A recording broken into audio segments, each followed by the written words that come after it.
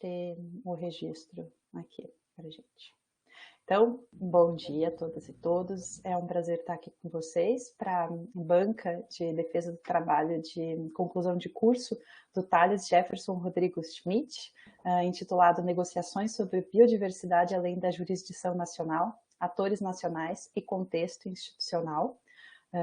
Eu gostaria de agradecer muitíssimo a professora Ana Flávia e o professor Marcos Sepic por estarem aqui hoje para, enfim, debater, conversar e avaliar o trabalho do Thales.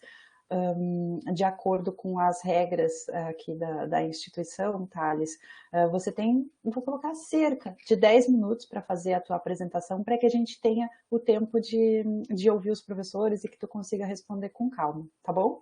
E aí eu pergunto já, então, de antemão, podemos fazer pela ordem a professora Ana Flávia e o professor Marcos Sepic? Pode ser? Então tá. Deixa eu só abrir aqui para mais duas pessoas que estão esperando. Então tá bem. Thales, vocês todos veem a apresentação do Thales, né? Eu vou passar a palavra para você. Tá bom, obrigado, bom dia a todos. De novo, agradecer aos professores que aceitaram o convite da banca, agradecer também a professora Verônica, minha orientadora nesse trabalho. E eu vou apresentar aqui, então, o trabalho intitulado Negociações sobre Biodiversidade além da Jurisdição Nacional, Atores Nacionais e Contexto Institucional. O slide agora sim. Bom, o objeto do meu trabalho, então, são essas negociações em curso sobre biodiversidade além da jurisdição nacional, ou seja, em alto mar, nas águas internacionais, ou BBNJ, para utilizar a sigla. O uso e a conservação da BBNJ ele é percebido como uma lacuna relevante na governança dos oceanos pelos atores internacionais, especialmente no contexto dos anos 2000. É a partir daí que vai começar um processo de negociações multilaterais que vai culminar na tentativa de criação de um instrumento legal vinculativo internacional que possa regular essa questão. Isso vai iniciar em 2004, quando a Assembleia Geral das Nações Unidas vai propor a criação de um grupo de trabalho sobre a questão e vai nos levar à Conferência Intergovernamental BBNJ, que é a última etapa formal de negociações com o objetivo específico de, ao final, ter um tratado elaborado. Ela começa em 2018, tem 4 sessões previstas, porém as sessões são adiadas devido à pandemia. Em 2022 vai ser realizada a 4ª sessão e ainda assim não é obtido um consenso entre os atores. E por isso há uma esperança ainda, isso é adiado, há uma esperança que em 2023 vá ser criado esse tratado por fim, mas o que é certo é que esse tratado ele deve envolver os 4 temas do pacote de 2011. Eles são recursos genéticos marinhos, a questão do acesso e do compartilhamento dos benefícios do uso desses recursos, instrumentos de gestão em área, e aqui principalmente áreas de proteção marinha, a capacitação e transferência de tecnologia entre os diferentes estados e estudos de impacto ambiental realizados na área além da jurisdição nacional.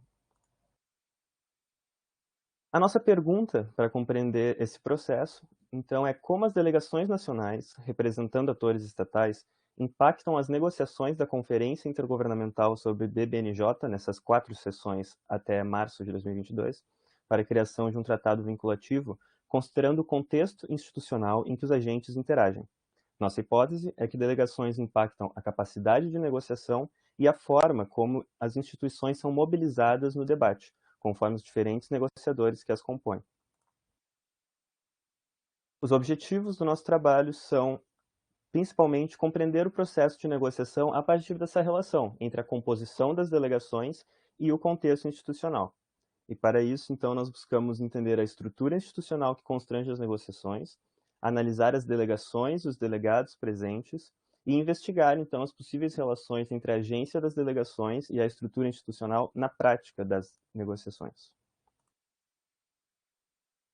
Partimos, portanto, de uma abordagem teórica construtivista, especialmente no que tange à relação entre agência e estrutura compreendida em termos de co-constituição, e do institucionalismo da escola inglesa, e aqui principalmente na diferenciação entre instituições primárias, fundamentais, constituintes da sociedade internacional nas práticas sociais desses atores, e as instituições secundárias, que seriam os regimes, as organizações internacionais que têm essa vasta literatura já nas RI. E, metodologicamente, nós empregamos métodos quali-quantitativos em 2 momentos distintos de análise. Primeiro, um esforço de interpretação do processo histórico da governança dos oceanos e da construção das negociações sobre BBNJ, com o objetivo principal de caracterizar qual seja essa estrutura institucional que a gente está falando, e depois uma proposição de um quadro de análise das delegações, com um enfoque burocrático organizacional. Nesse primeiro esforço, então, que é realizado, empreendido principalmente no capítulo 2 do nosso trabalho, o que se pode dizer desse longo processo, dessa governança dos oceanos e da estrutura institucional relativa a ela no século XXI? Bom, o que nós podemos dizer é que ela é constituída por instituições historicamente estabelecidas, e aqui a gente fala da grande instituição da soberania e de princípios como da liberdade dos mares, específicos dos oceanos, que tem uma longa duração no tempo, mas essas instituições estão em interação com normas mais recentes em ascensão, e aqui principalmente normas de conservação relacionadas à responsabilidade ambiental e de desenvolvimento, que vão ser importantes pelas divisões norte e sul global no contexto do multilateralismo. Essa interação, ela não é uma evolução natural, mas ela se dá através de conflitos e acomodamentos institucionais. E o desenvolvimento dessas interações ao longo do tempo, ele se dá sob o vetor da apropriação de recursos.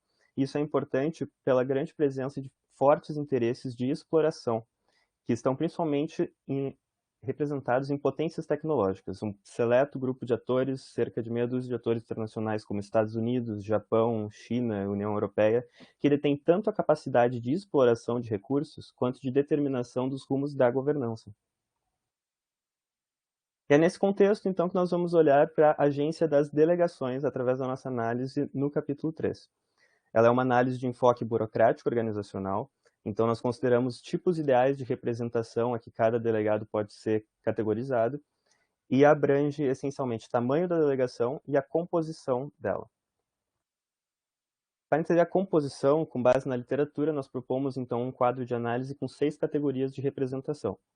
Nós propomos que os delegados podem ser categorizados entre diplomatas e políticos de Estado, representantes de ministérios de meio ambiente, de oceanos, de órgãos de exploração, de instituições de pesquisa, de sociedade civil e ONGs e de forças armadas.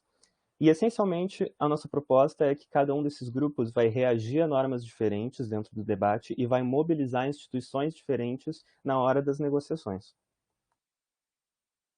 Olhando, então, para a Conferência BBNJ, essas 4 sessões entre 2018 e 2022, primeiro a composição geral dos delegados presentes, o que nós podemos destacar aqui é uma grande predominância de diplomatas de ofício nessa conferência.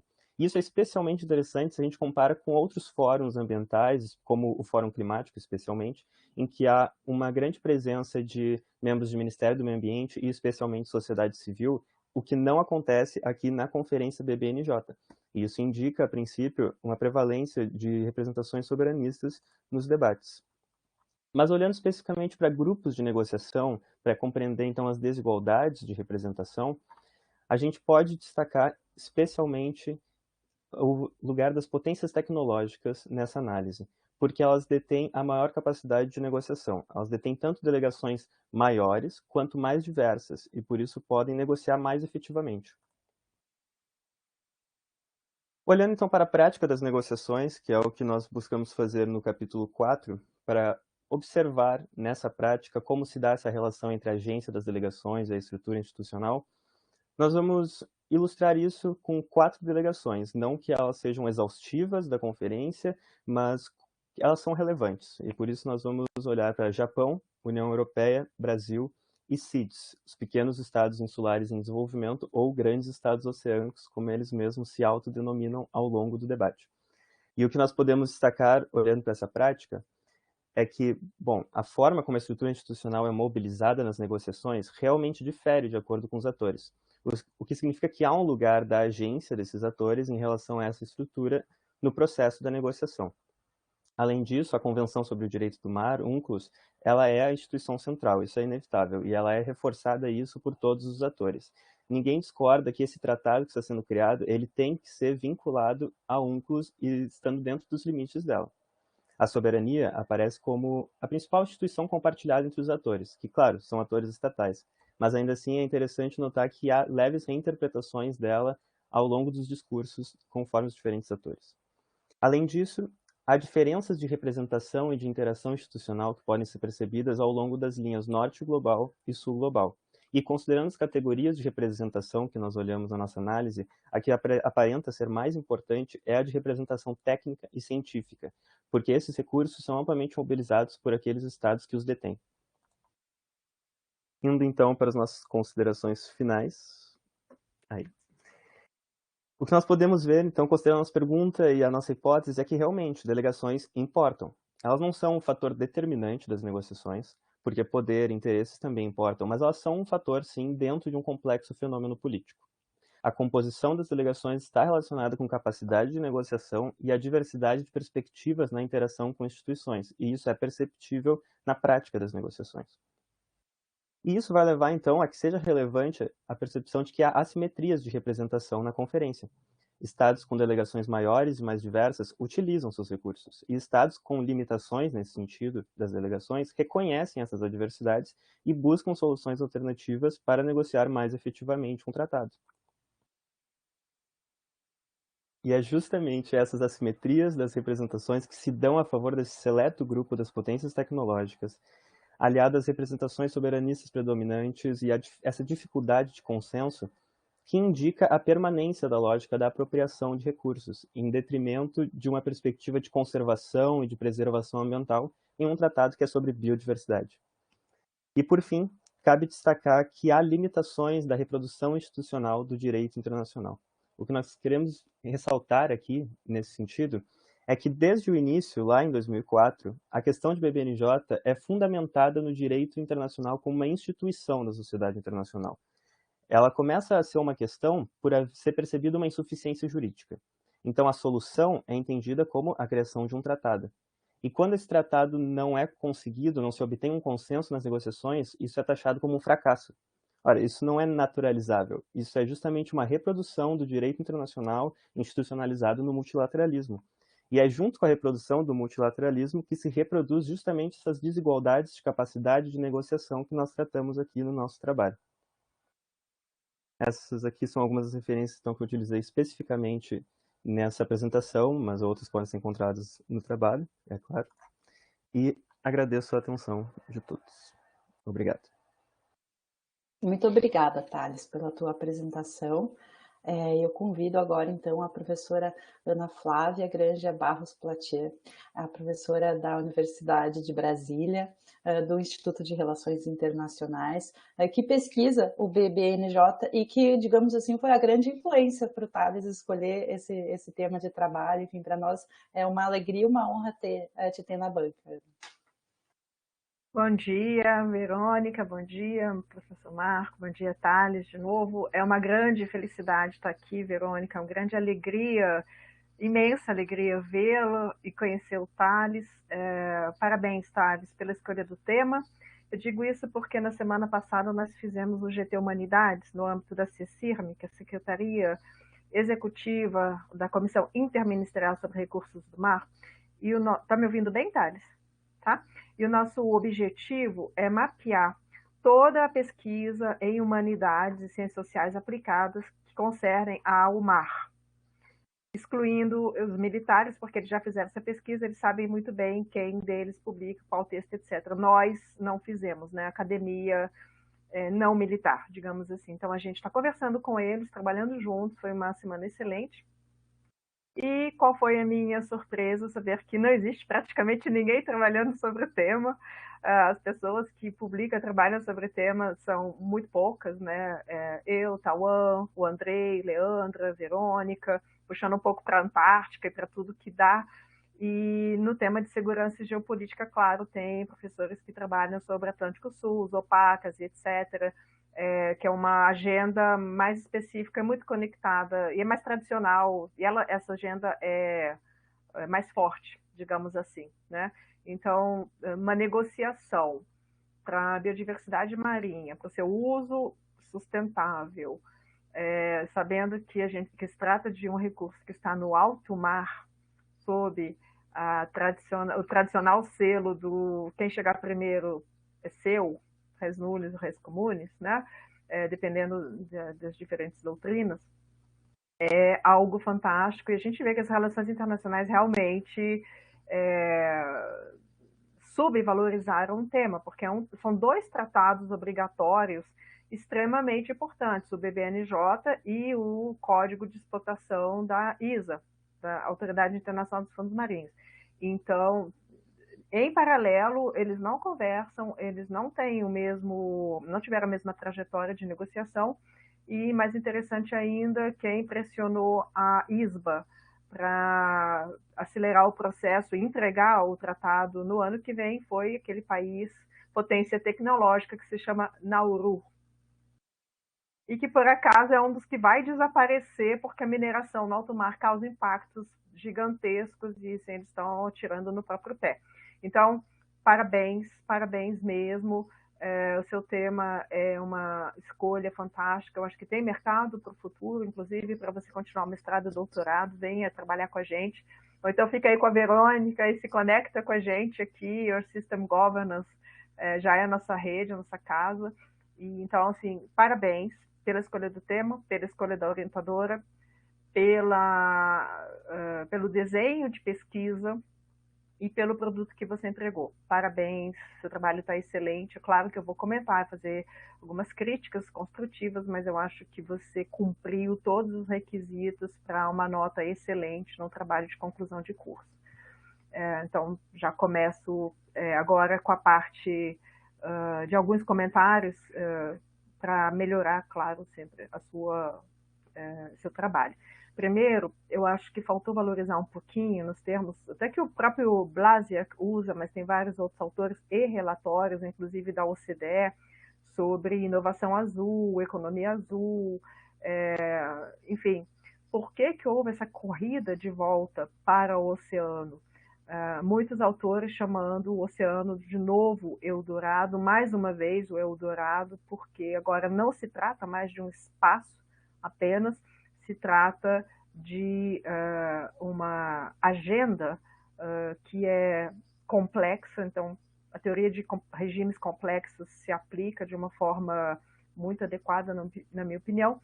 O oceano, ele presta serviços ecossistêmicos, ele é chamado de Life Supporting System, porque não apenas ele é um sumidouro de gás carbônico, mas por toda a vida que abriga e todas as dinâmicas planetárias que ocorrem no oceano e que nós continuamos a não prestar atenção, ou melhor, ignorar, e continuamos a tratar o oceano como se fosse um lixo, um lixão, onde nós jogamos esgoto, afundamos navio velho, fizemos testes nucleares, enfim, todas as piores atividades possíveis. Então, acho que faltou um pouquinho para o seu texto ficar mais interessante, prender o leitor mesmo, começar falando assim, olha, tem um paradoxo aqui, o oceano é super importante. A UNCLOS foi negociada durante a Guerra Fria, então ela tinha um contexto institucional muito diferente do que agora. E você bem faz de falar de participação de pessoas da comunidade científica e técnica, porque é exatamente disso que se trata. E o Andrei Polejar, que acabou de defender a tese dele faz nem um mês, na WMU, que é a Universidade Marítima Mundial, na Suécia, falando sobre Science Diplomacy, a diplomacia da ciência, né, a diplomacia científica, exatamente usando o oceano como ponto de partida.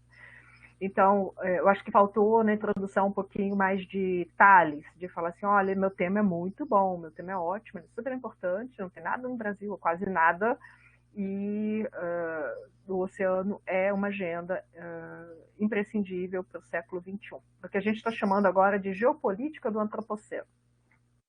Segundo ponto, acho que faltou destacar um pouquinho o poder da China e da Índia no âmbito de toda aquela literatura de Power Shift to Asia, porque no que concerne o oceano, de uma forma geral, e daí eu uso o oceano no singular porque os biólogos me convenceram que esse recorte institucional, político, diplomático, legal, geopolítico, ele é necessário, obviamente, para se ter algum tipo de segurança jurídica, mas ele também é muito ruim do ponto de vista biológico, porque isso nos permite negociar o BBNJ como se o alto mar não fosse conectado com o Oceano Glacial Ártico-Antártico, com as zonas de exploração exclusiva econômica e etc.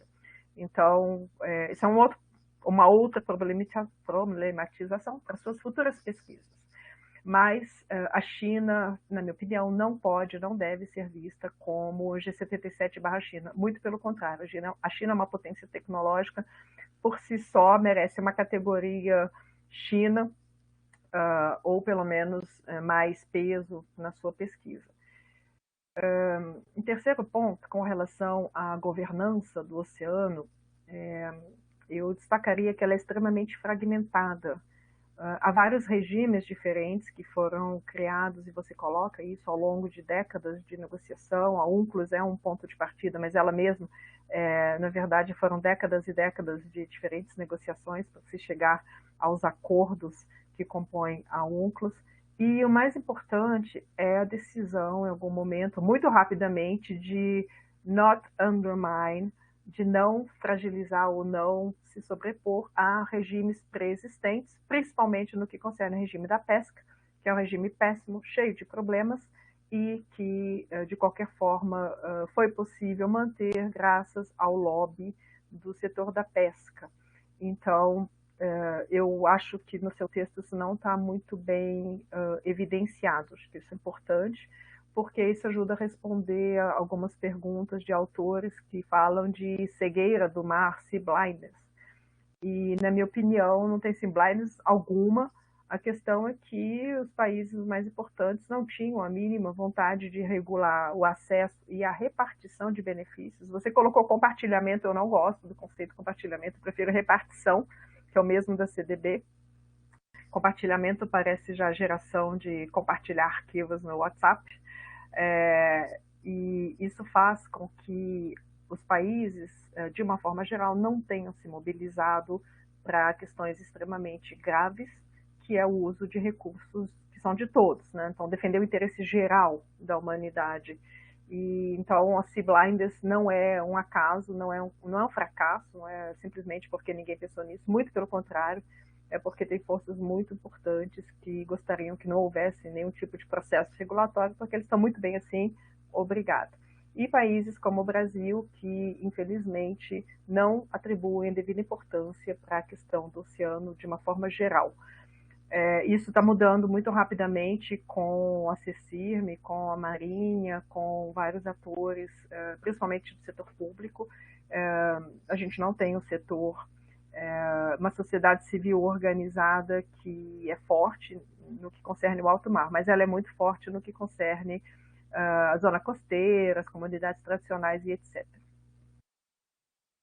Um outro ponto, meu quinto ponto, você transcreveu algo que eu tinha escrito em 2017, que era o vetor do debate para a gestão sustentável dos recursos aliêuticos não é a conservação, mas sim a apropriação de recursos pelas potências tecnológicas em detrimento dos outros.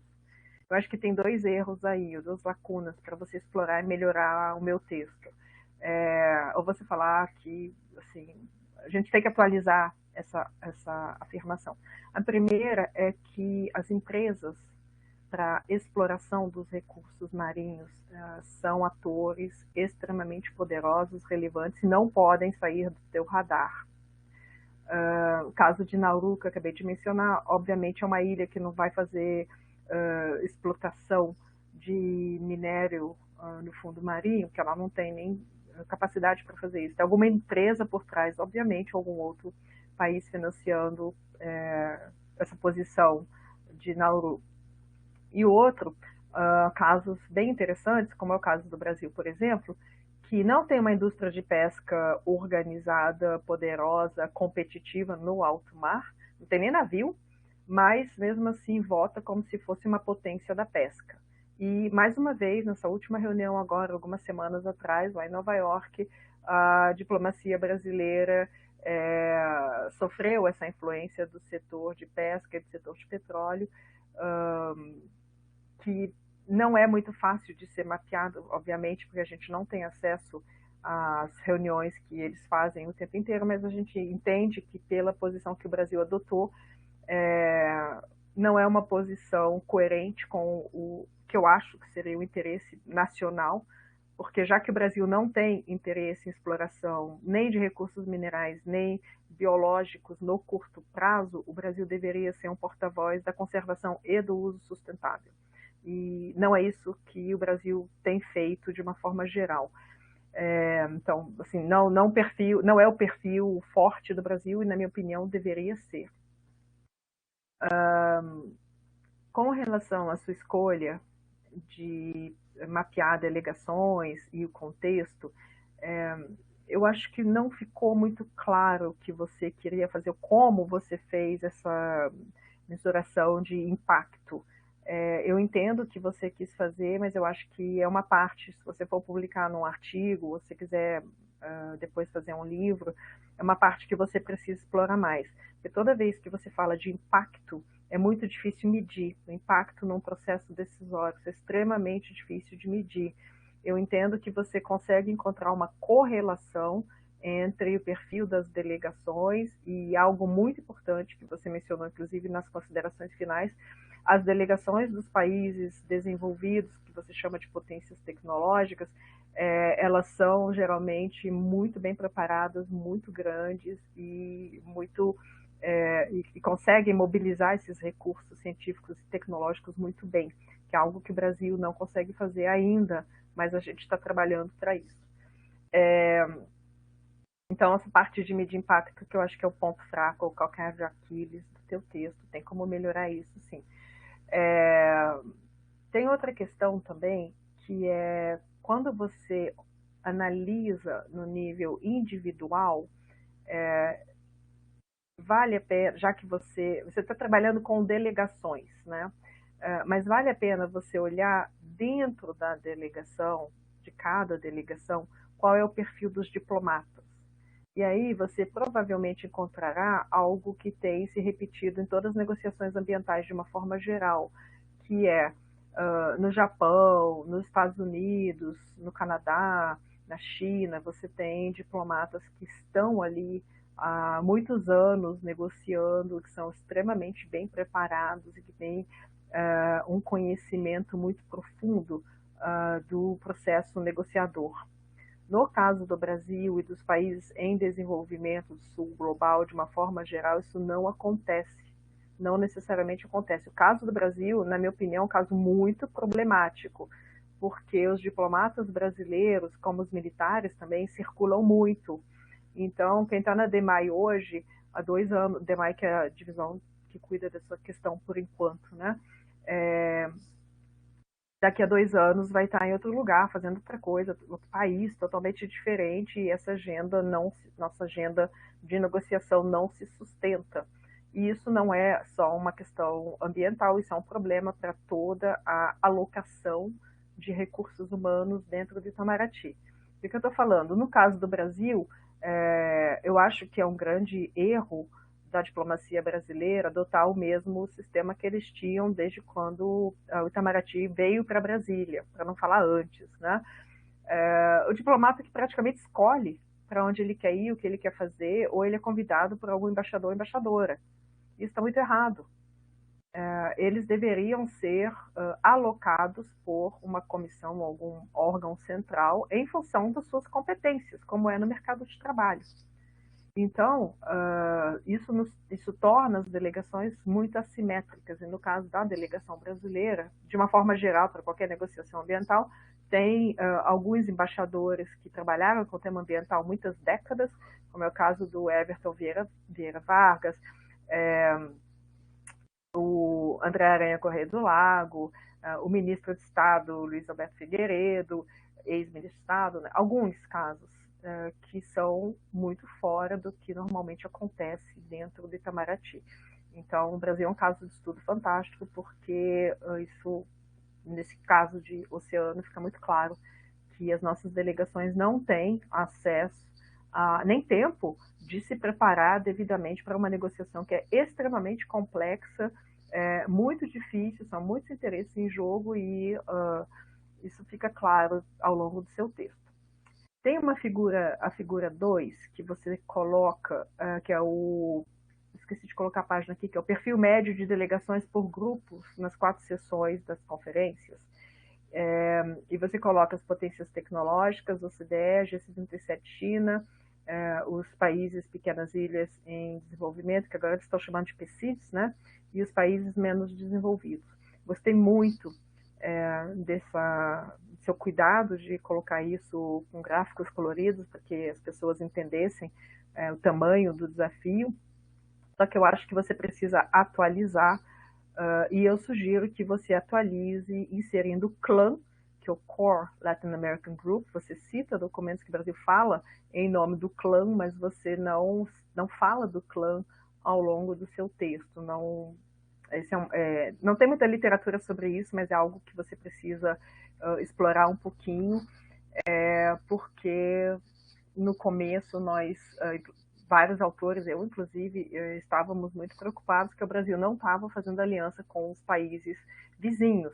Então a gente fala geralmente, né, normalmente, que não tem uma boa governança regional, nem para a Amazônia, nem para as questões dentro da CDB, nem para clima, nem para nada. A gente não conseguiu fazer uma governança regional à altura do nosso potencial.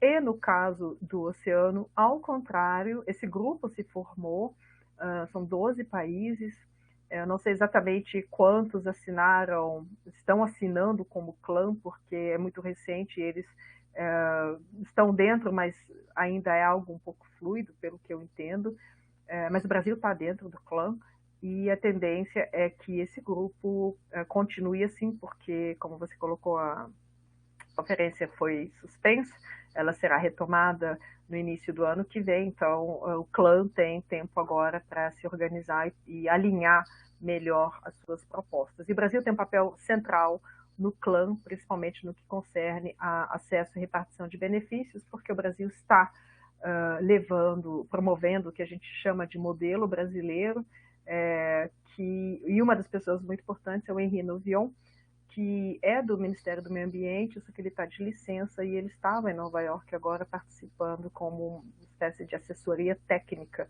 Não sei exatamente qual era o status dele na delegação, mas ele foi.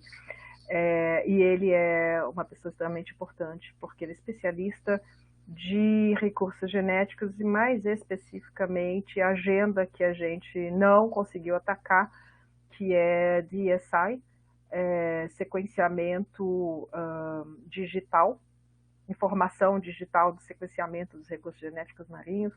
E tem um texto do Blasek fantástico que mostra, com dados de 2018, se eu não me engano, até um pouco anteriores, que tem uma empresa que tem praticamente metade das patentes de recursos marinhos genéticos sequenciados, que é a BASF alemã. Então, essa é uma agenda que precisa ser discutida no Brasil. Isso foi trazido na semana passada, porque teve a apresentação pelo professor André Beirão, que é oficial da Marinha brasileira também, sobre a minuta, né, da nova política marítima nacional, PNM, e a política antiga data de 94, ou seja, a gente tem que fazer uma nova política antes que a velha complete 30 anos, porque aí realmente ninguém vai levar o Brasil a sério, porque se a gente não consegue fazer nem a nossa política nacional, defender interesses no alto mar não é fácil. Os diplomatas não vão conseguir fazer milagres. Eu já estou terminando, ainda tinha mais 2 pontos. Posso falar ainda, Verônica? Acabou o tempo? Por favor, Ana. Tá. Então, esse ponto que eu estou falando sobre as pessoas, na página 91 você colocou, Thales, quem negocia acordos multilaterais importa.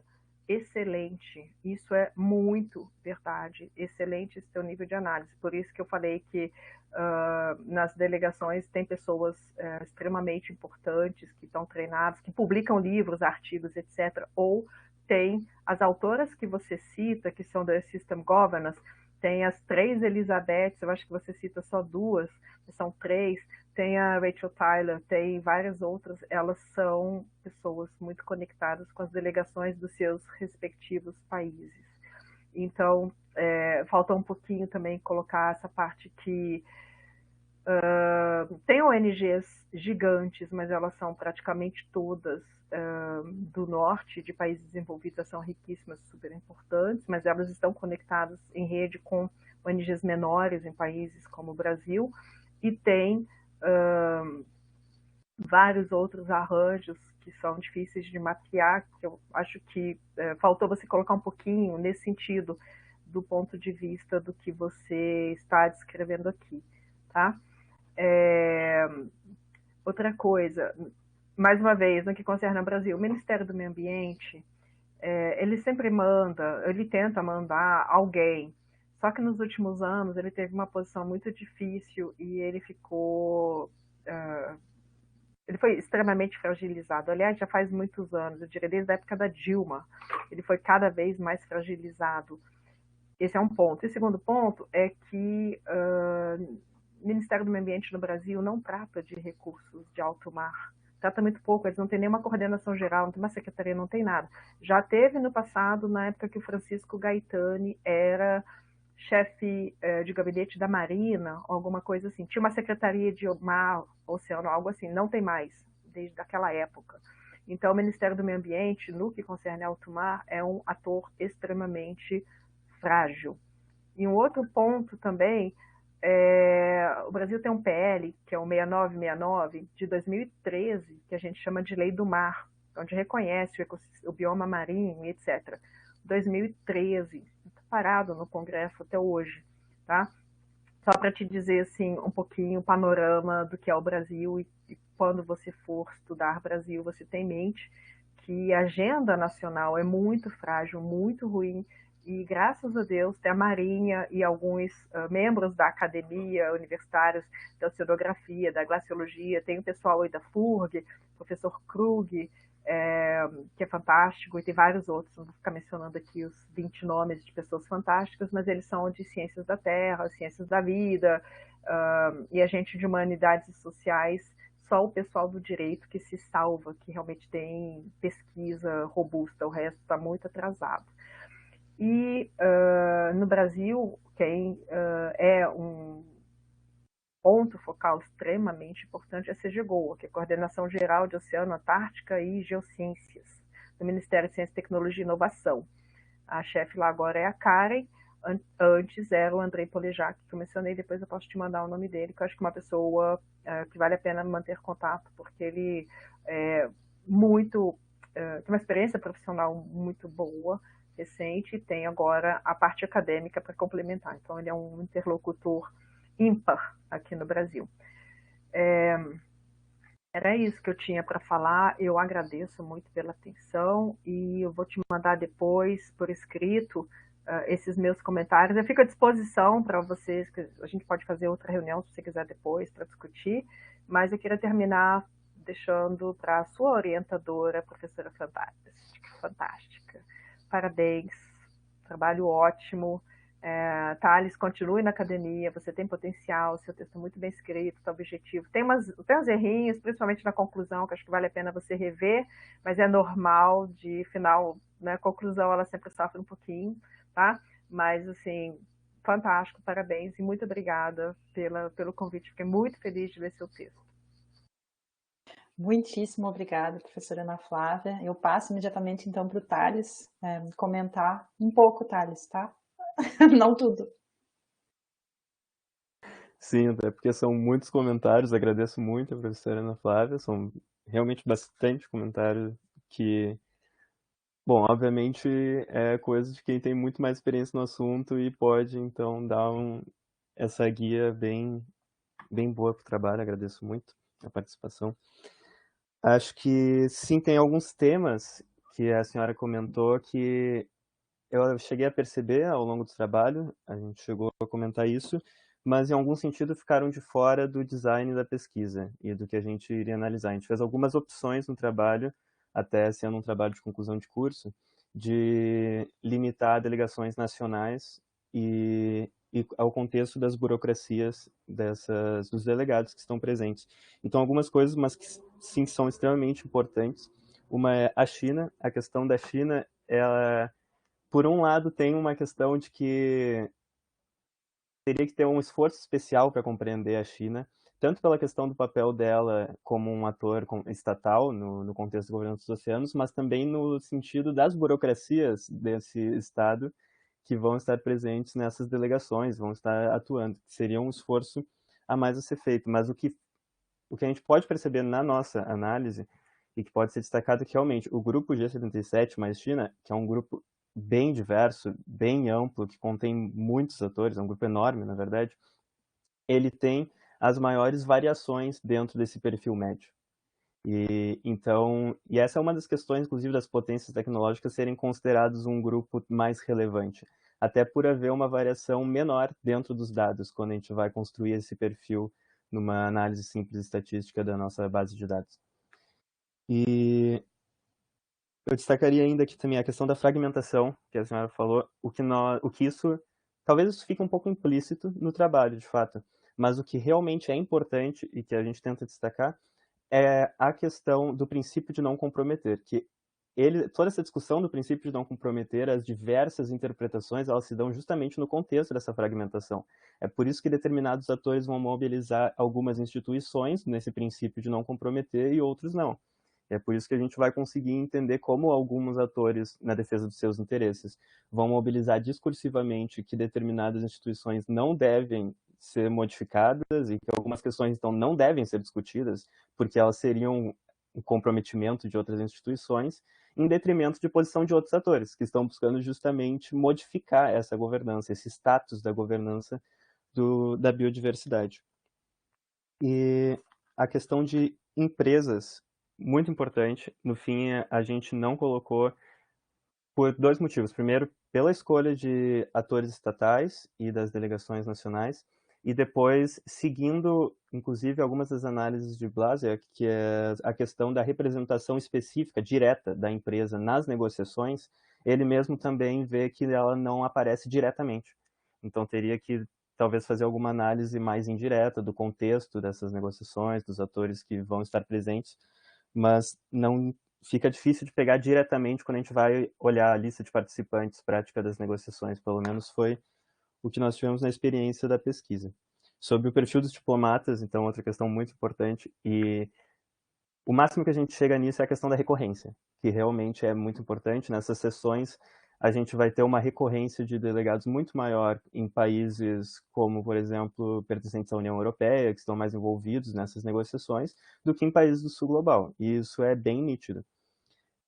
Inclusive, principalmente depois da pandemia. A pandemia vai gerar uma modificação em quem está presente nessas sessões, quem estava presente antes da pandemia e quem está depois, tem uma grande rotação nesse sentido.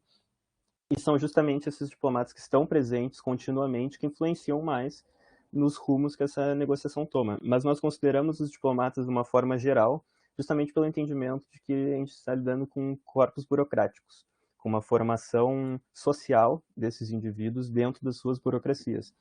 E nesse sentido a gente considera ministérios de relações exteriores como um corpo burocrático que forma indivíduos com o objetivo central de defesa do interesse nacional e pautado numa prática social da soberania. Ainda que, obviamente, isso seja uma generalização, e isso não vá falar sobre, enfim, os indivíduos em si que estão presentes, é uma generalização que a gente faz para conseguir lidar com esse universo de, enfim, ministérios de diferentes estados nessas conferências. A questão da clã foi uma questão que eu percebi especificamente na parte da prática das negociações, que quando vai olhar a participação do Brasil, o Brasil começa a representar também a clã em alguns dos seus discursos, é uma questão importante, mas nós seguimos ali naqueles grupos, especialmente também o estudo de Blasiak da participação nas reuniões do grupo de trabalho e do comitê preparatório, em que ele considera os 4 grupos de negociação ali, né, que é G77 mais China, OCDE, CIDES e LDCs. Então nós seguimos nessa escolha, que foi uma escolha no design da pesquisa, inicialmente. E, bom, de resto, acho que são grandes contribuições para pensar com a Verônica o trabalho, mas também pensar os rumos daqui para frente. Acho que isso é algo que vai até além do TCC, e gostaria de agradecer muito a senhora. E continuaremos. Vamos pensar, então, como não só no TCC, mas o que dá para fazer nessa questão do mar e, principalmente no nosso caso, nesse contexto brasileiro que apresenta algumas dificuldades. Mas muito obrigado. Professora Ana, agora seria aquele momento em que eu te perguntaria se tem mais alguma questão, mas dado o horário, eu vou te pedir, eu vou passar para o professor Cepic e aí, eventualmente, depois a gente continua a conversa. Eu só quero agradecer muito essa tua, enfim, os seus comentários tão ricos, que para o Thales, que é um apaixonado pelo tema, é ouro. Tu entregou, assim, muitos presentes para ele, eu tenho certeza que a cabeça dele está fervilhando. Mas eu queria agora, então, convidar o professor Marcos Cepic para falar. Professor, eu queria registrar que o senhor está aqui não é para cumprir a cota da casa. O Thales sofreu uma influência bastante grande a partir das suas disciplinas. Então, a parte de teoria, por exemplo, tem muito de ti. Assim, agora tu vai dizer se deu certo ou não, mas é por isso que tu está aqui. Obrigada. Bom. Comigo, eu estou aqui na cota do fardo do homem branco. Olha só, muito obrigado, Thales, Verônica, é um prazer te rever, Ana Flávia também, e esse é um momento, embora nós ainda estejamos fazendo essa defesa, né, nesse formato online, ela é esse momento tão ambíguo, assim, em termos emocionais para a gente, né, de celebrar a conclusão de uma etapa da trajetória de formação de um aluno tão capaz, tão especial, tão dedicado, tão exemplar para todos os seus colegas e para nós professores, como Thales, e ao mesmo tempo de lamentar que seja nessas condições, né? nesse dia aziago da história nacional. Mas começa bem a semana, assim, Thales, então eu te agradeço muito por nos fazer desinchar a cabeça um pouco. Eu aprendi muito. Acho que a professora Ana Flávia já fez assim, todos os comentários substantivos que são necessários. Eu vou destacar um ou outro ponto assim, para reforçar minha concordância com o que eu aprendi, tanto com a arguição quanto com a leitura do trabalho.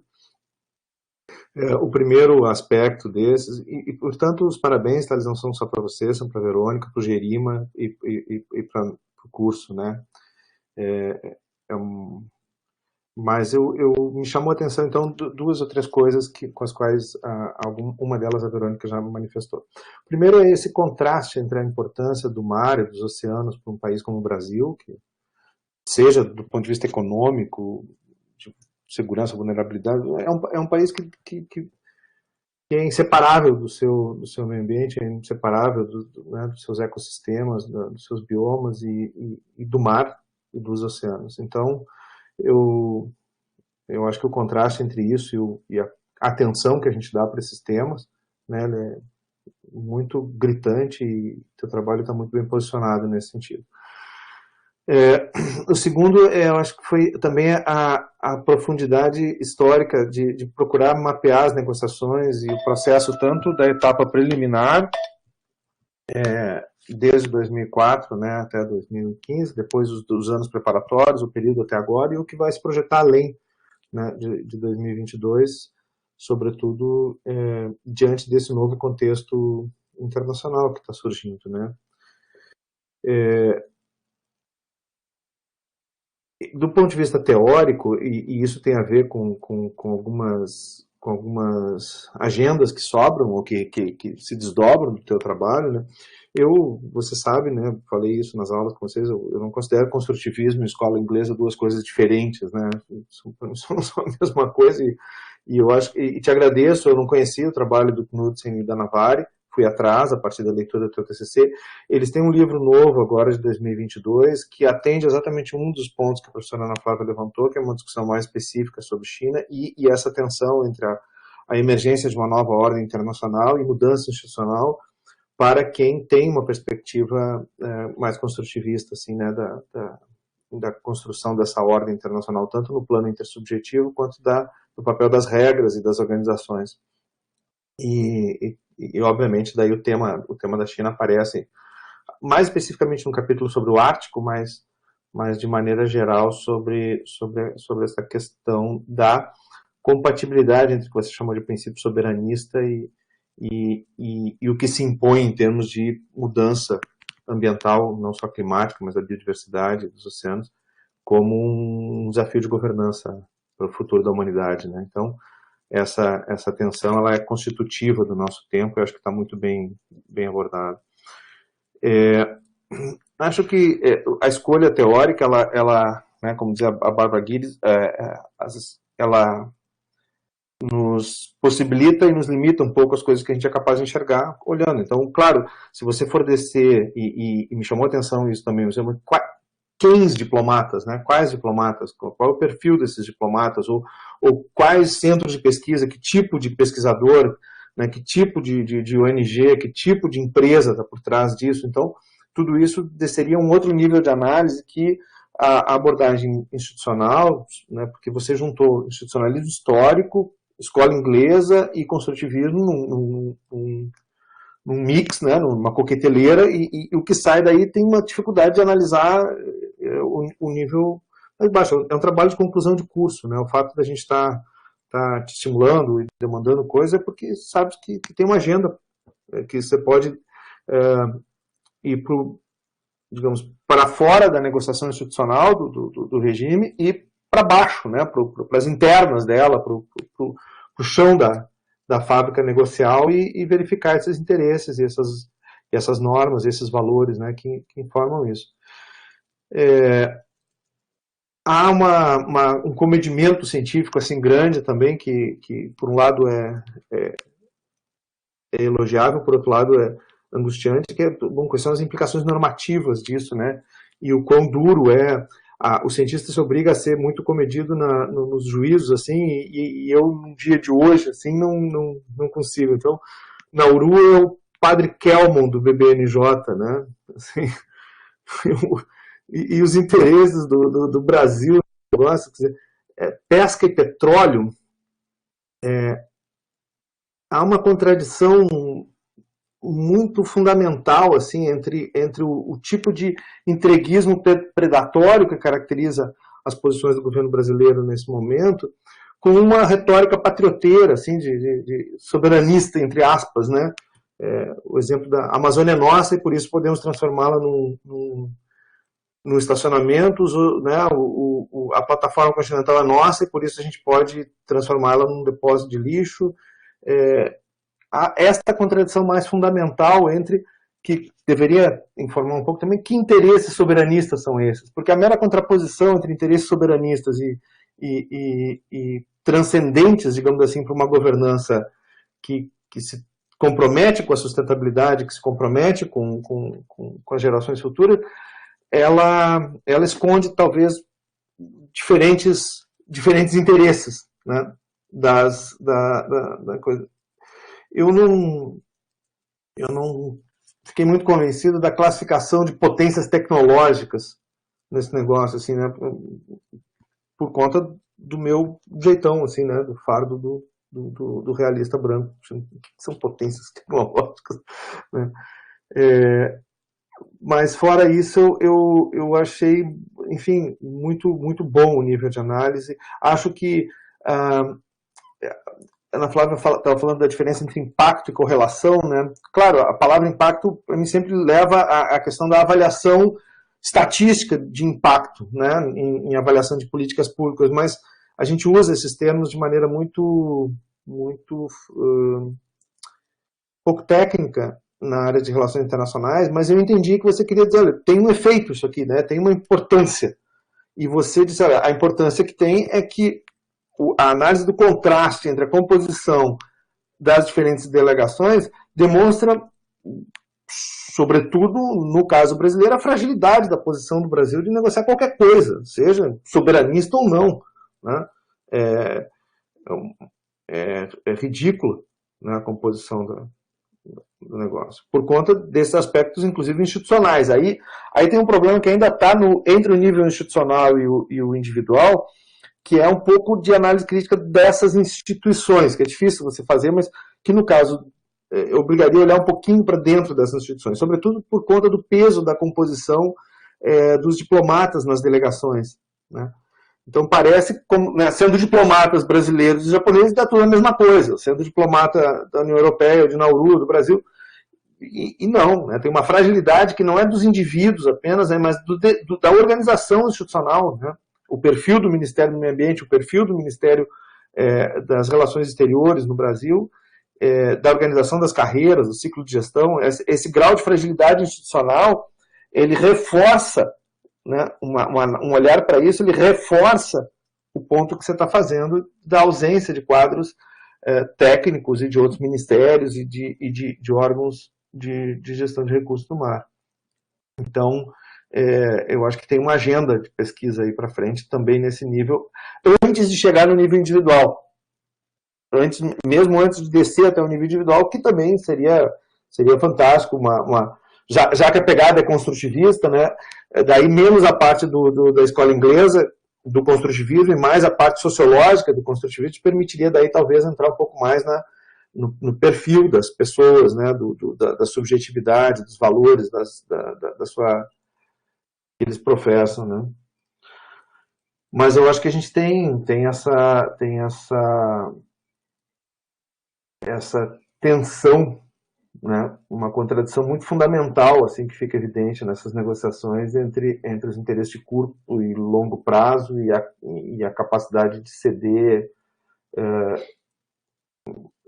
por coisas, sejam soberanistas ou como você queira chamar, mas coisas imediatas por compromissos intergeracionais, assim, com o futuro.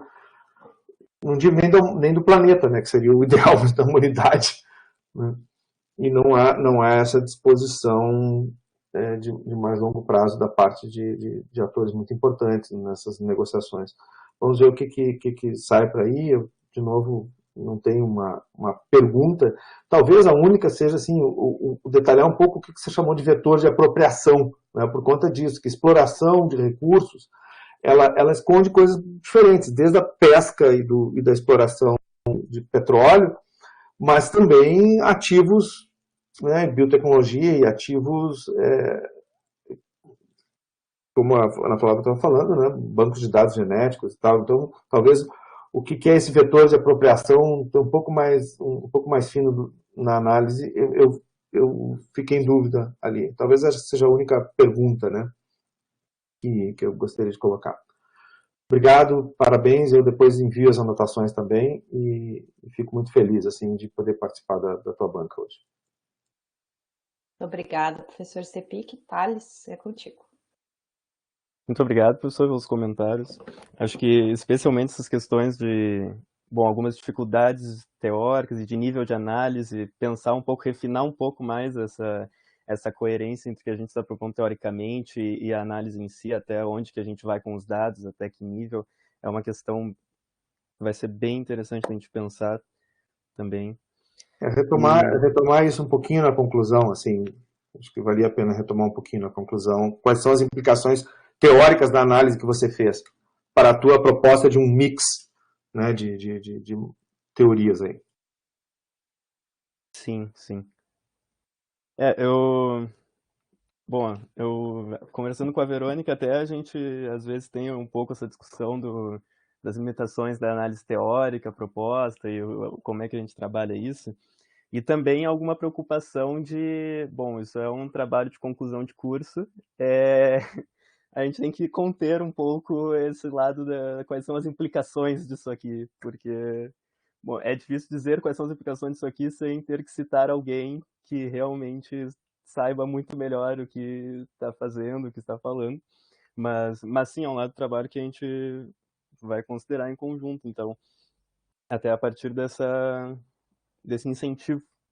E, sobre impacto ou correlação, realmente o correto seria a correlação, porque é o que a gente está fazendo essa análise e é o que a gente, lá no capítulo 4, vai colocar. A gente encontra algumas correlações entre as delegações, considerando essa análise que a gente propôs, o quadro de análise, é correlação. O impacto ficou na pergunta de pesquisa, realmente, que aí teria que pensar melhor, mas sim, faz parte desse jeito de utilizar impacto de uma maneira talvez não muito formal dentro da análise. E, análise crítica das instituições, que o senhor falou, é algo bem interessante de se pensar, é algo que não entra no trabalho, de fato, no nível do que a gente propõe discutir. E até por uma questão que lá no início, quando a gente estava começando com um projeto de pesquisa, a gente chegou nessa questão. A gente quer olhar, então, o nível internacional nessas conferências, essas delegações, como elas atuam nessa conferência e o que isso gera, enfim, no processo de negociação, ou a gente quer olhar para um lado, talvez mais para o nível doméstico e entender como que essas delegações chegam lá, como que elas são construídas, quais são os processos, enfim, as burocracias, os grupos de interesse nacionais que vão construir essas delegações e essa representação. E optamos para olhar para as conferências. Então, deixamos de lado um pouco, sim, esse lado da construção das delegações e dessas instituições, até essa própria diferença de instituições, que quando a gente vai olhar para a lista de participantes, já fica ali nítido, inclusive. Porque uma coisa é um estado, enfim, talvez como Tuvalu ou Kiribati, que os diplomatas, na própria descrição, na lista de participantes, está lá, diplomata, Ministério de Relações Exteriores. Agora, se tu pega um país como, não sei, uma França da vida, vai estar lá, diplomata, Ministério de Relações Exteriores, divisão tal, secretaria tal, subsecretaria, não sei do que, cargo tal. Já tem toda uma questão mais específica daquele diplomata, daquele indivíduo que está negociando, que é institucional, é uma questão institucional também, que a gente não chega nesse nível de análise, é claro. Até por preferir olhar para o contexto internacional e fazer essa generalização, de novo, de todas as delegações, para conseguir abarcar todas as delegações num grupo único. E sobre a questão de apropriação de recursos, eu acho que é uma questão, inclusive, que é um dos motivos de fazer uma análise, escolher fazer uma análise histórica para entender esse processo de negociação, é porque talvez seja fácil pegar um processo que começa com o título de biodiversidade além da jurisdição nacional e partir do pressuposto que isso é uma negociação sobre conservação, que isso é uma negociação, enfim, ambientalista ou seja o que for. E sem considerar qual é o contexto institucional em que essas negociações começam e por que elas surgem, quais são as questões que estão lá e inclusive as questões que não estão lá, porque isso é algo muito importante que, de novo, não entra no trabalho, mas daria um trabalho por si só, que é o pacote de 2011, porque ele é negociado no contexto de grupo de trabalho informal, que se as desigualdades de representação são grandes na conferência, no grupo de trabalho informal elas são ainda maiores.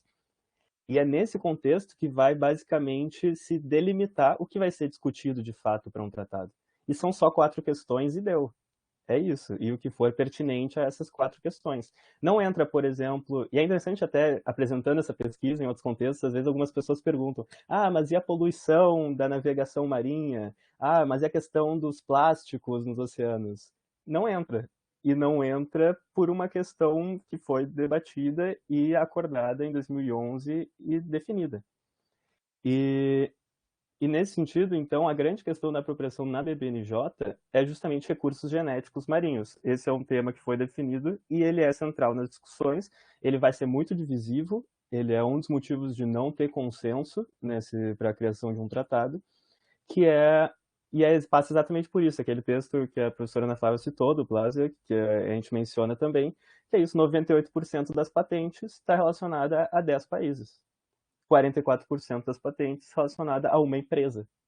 Então, é uma desigualdade enorme e esses países têm, nesse contexto, nessa temática de recursos genéticos marinhos, que é vista como uma perspectiva de exploração interessante, especialmente daqui para frente, um desenvolvimento tecnológico futuro e, enfim, esse aumento dessa questão como uma questão de exploração mais comercializável, ela vai ser tornada central. E aí a lógica da apropriação de recursos, porque a gente vai estar falando de acesso a esses recursos e o que a gente fala de compartilhamento, mas que a professora prefere repartição, dos benefícios. E é justamente nesse ponto, então, que os países que têm capacidade tecnológica de explorar, eles vão querer ter o acesso a esses recursos e explorar. Os países que não têm, eles vão querer que, ok, de repente pode até ter o acesso a esses recursos, mas tem que compartilhar esses benefícios. A gente tem que ter algum meio, de preferência monetário, inclusive, de fazer essa gestão, porque na proposta desses países é patrimônio comum da humanidade. E aí a gente entra nas grandes questões institucionais da governança e normativas da governança dos oceanos. É patrimônio comum da humanidade, é princípio da liberdade dos mares. Como é que a gente vai definir isso? E aí por isso tem um contexto histórico para como essa discussão se dá e como esses interesses vão se colocar em jogo nessas negociações específicas. Acho que, a princípio, o cerne da questão seria esse. E, bom, creio ser isso, mas fico à disposição se não tiver, se tiver faltado alguma coisa, mas agradeço muito de novo os comentários. Então, ótimo, muito obrigado, Thales. Professores, agora eu pergunto se vocês gostariam de, enfim, perguntar mais alguma coisa para o Thales, comentar alguma coisa. Não? Sim, eu queria perguntar para o Thales se ele acompanhou agora a GC5 e, se sim, como que ele definiria, então, potências tecnológicas, que é algo que eu tinha colocado aqui e esqueci de falar. Eu tenho algum aluno que fez um TCC também, que estava interessado nesse tema, eu acho que ele tentou definir, vou ter que procurar. Mas eu queria te perguntar, Thales, como que você definiria, à luz das negociações que acabaram algumas semanas atrás, muito recente, né? Quais são as potências, como você definiria, não quais são, o que são potências tecnológicas? Quais os critérios que você usaria? Essa questão é difícil de se pensar. Eu acompanhei, sim, um pouco, não tanto, mas vi de forma geral, né? Não cheguei a olhar exatamente todos os dias as negociações, até porque não entrava no marco temporal do nosso trabalho aqui especificamente. Mas no trabalho que a gente usa de potências tecnológicas, basicamente a gente aceita o conceito daquele texto de 2017, que pega as potências, que pega as potências tecnológicas, coloca algumas ali como enfim, pertencentes a esse grupo, e a gente segue nessa análise. Mas potências tecnológicas, bom, de novo, elas não são potências no sentido realista de as grandes potências do sistema internacional. E elas não são nem potências no sentido da escola inglesa, de legitimadas, com responsabilidades e deveres colocados dentro de uma sociedade internacional. Elas são, na verdade, bem mais específicas e talvez setoriais, certamente, porque a gente está falando essencialmente de que, bom, se muitas das mudanças da arquitetura institucional sobre os oceanos está relacionada à mudança tecnológica, ao avanço tecnológico, então o grupo de atores que tiver maior capacidade justamente tecnológica e de exploração específica no que tange aos oceanos é um grupo relevante, muito relevante nesse contexto. E por isso pode ser dito de potências e daí consideradas tecnológicas. Agora, como fazer para daí fazer uma averiguação do que seriam, enfim, algum processo de medição do que seriam, quais seriam as potências tecnológicas, eu acho que é muito difícil não partir de exploração atual, nas suas várias, desde a pesca, mas também, enfim, petróleo e outras questões, e desenvolvimento de patentes, que é o que a gente está falando muito em BBNJ, que é recursos genéticos. E eu acho que eu incluiria daí pensando não só, tentando adicionar alguma camada não só de o que está sendo feito hoje, mas talvez alguma questão de investimento em ciência e tecnologia ou, enfim, desenvolvimentos institucionais dentro do Estado nesse sentido. Mas é algo que teria que ter tido um esforço próprio para ter uma definição mais precisa, certamente. Muito bom, Thales. Eu estou te puxando mesmo para cima, que dá para ver que você tem potencial. Tem um texto, aquele meu texto de 2017 está muito velho, ele tinha um contexto, né, do IPEA, ele já está bem ultrapassado, pode esquecer, joga fora, faz o melhor, tá? Muita coisa mudou depois da pandemia, né? Tem um relatório da OCDE que fala de inovação azul, que é bem interessante. E eu acho que ele te ajudará bastante a responder, primeiro, essa grande questão para ciências humanas e sociais, no que é inovação, ou o que não é inovação, que a gente discute muito pouco, mas a gente vai ter que entrar nessa agenda, está faltando, agenda de pesquisa. E segundo, esse conceito de inovação azul, que é extremamente interessante. Ele não abarca só patentes, mas várias outras questões de geoengenharia, de uma forma geral, inovação da sustentabilidade, tá? E isso vai te obrigar a pensar, então, quem são os grandes produtores de inovações azuis? E aí o conceito de potência tecnológica não se sustenta porque você precisa olhar as empresas. Claro que tem Rússia, China, Estados Unidos, que são potências, Estado, potência, porque são também da geopolítica, tem armas nucleares, tem capacidade marinhas, como é que chama? Poder naval, né? Capacidades que não são comparáveis com o resto.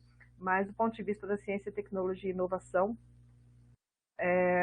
esse conceito de potências tecnológicas não está posto. Ele merece um TCC inteiro só para ele, merece suas 20 páginas, sua próxima pesquisa, e eu fico esperando você publicar para poder usar o conceito de vocês.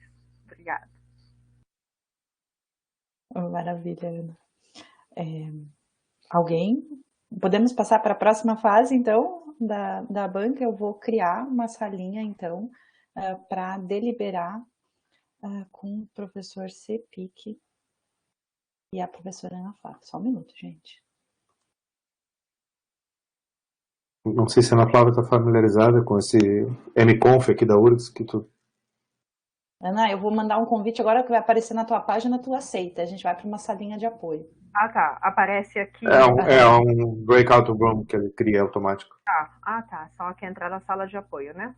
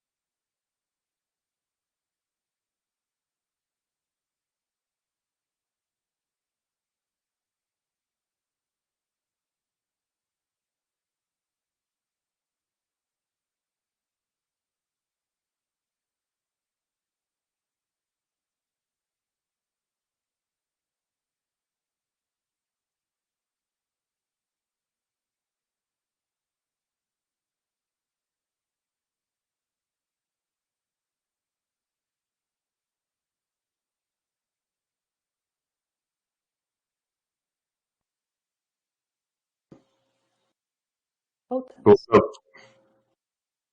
Vamos ver se a professora... Ah, a professora Ana Flávia voltou também. Não perdemos ninguém, não. Vamos só esperar ela arrumar o áudio.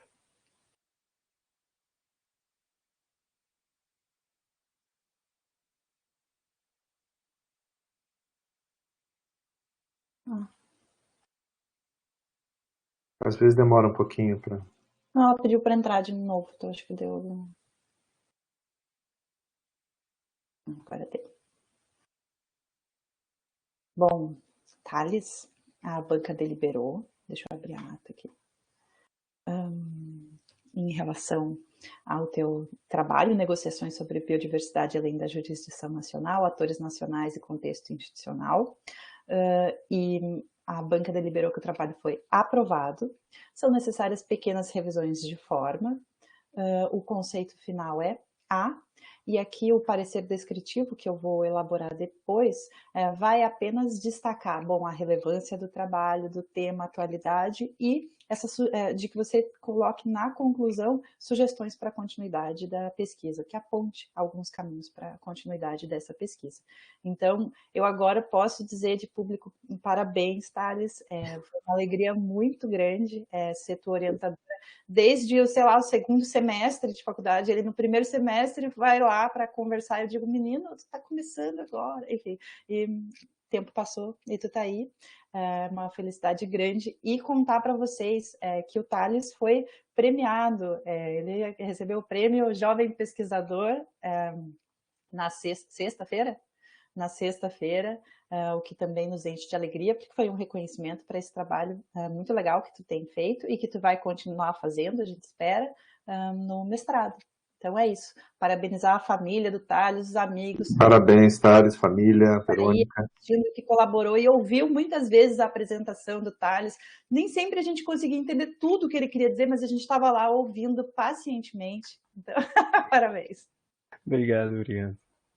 Parabéns, Thales, parabéns, eu vi que a sua mãe está aqui, né? Parabéns, família, em nome da figura da mãe, porque a mãe sofre mais que os filhos, né? Nesse tipo de banca. É verdade. Tudo bem. Até mais, gente. Então muito obrigado. Parabéns, encerrada a banca e seguimos para a próxima. Tchau, gente. Tchau. Falou. Obrigada, viu, Obrigada a Bom te ver. Tchau. Parabéns. Tchau.